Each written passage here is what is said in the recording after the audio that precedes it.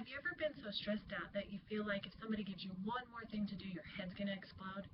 Well, 40% of Americans feel like this.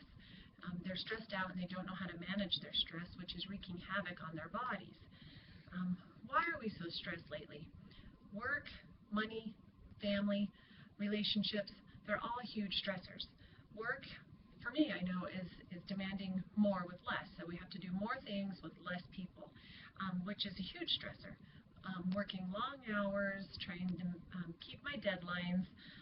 It's tough. 18% of people say that they've lashed out at their coworkers because of being stressed out. Money is huge. 72% of Americans are stressed about money. Most are living paycheck to paycheck while still trying to maintain their household, their new cars, their jet skis, their four-wheelers, their campers. That's tough to deal with when you're living paycheck to paycheck. Huge stressor. Family, relationships. Now, we know that when work is busy and the money's tight, we lash out the people we love the most. So our family relationships are suffering. 41% of Americans say that they've lashed out, yelled at their kids, yelled at their spouse, just because they're worried about money or work or getting to work or how are they going to make ends meet. It's tough, stressful situations.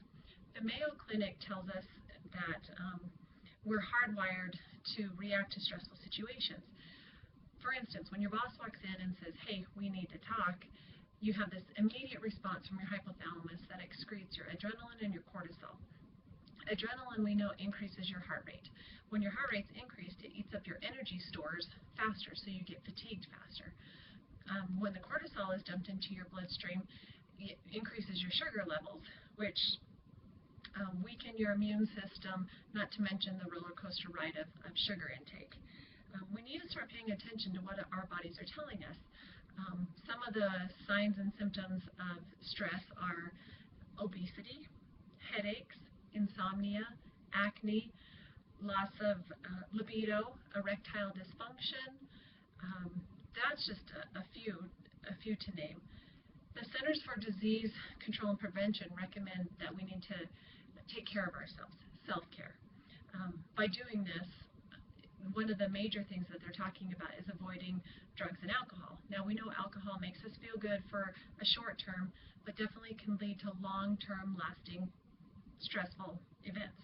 When when you have alcohol in the home or in the mix, your money's going down, your work's going down, your family, everything's going down. Steer clear of those things. Get plenty of sleep. Eat a healthy diet and exercise. Now, everybody says eat a healthy diet and exercise, but there's real proof to show that when you do exercise, endorphins are released into your bloodstream that make you feel good. So going for a walk, just shortly after you go for the walk, you feel better. It helps you to manage your stress. Now, you can listen to music, you can talk to a friend, you can stretch, you can take baths, numerous things. You've got to figure out what works for you, and you have to do that.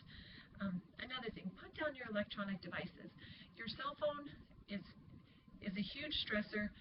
If you're looking at all the Facebook posts, those can definitely draw you in with some drama. So, look at them sparingly. We all do it, I know that, but it's one of the things that are a huge stressor for us. So while we think that our heads literally are not going to explode from all of this stress, it feels like it at times. So figure out what it is to you that makes you feel better and do that. Don't forget that exercise is huge. Eat right, get enough sleep, and you will start feeling better.